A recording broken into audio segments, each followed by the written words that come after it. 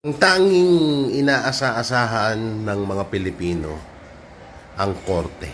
Suprema. Kaso wala eh. Ayan o. Oh. Wala. Wala na tayong pag-asa nito.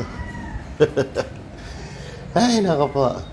Pag-asa na lang talaga natin, 2028, na mahalal si VP Sara Duterte. Kaso, dalawa ang kalaban niya. Ombudsman, tapos Comelec. Yan, yung dalawang yan. Pag hindi nanalo si VP Sara Duterte sa Comelec, sa 2028, alam na this. Ay, nako. Kamatayan na lang talaga yung pag-asa na lang natin ngayon. Kamatayan. Kamatayan ng mga demonyo sa gobyerno. Yan na lang yung pag-asa natin ngayon.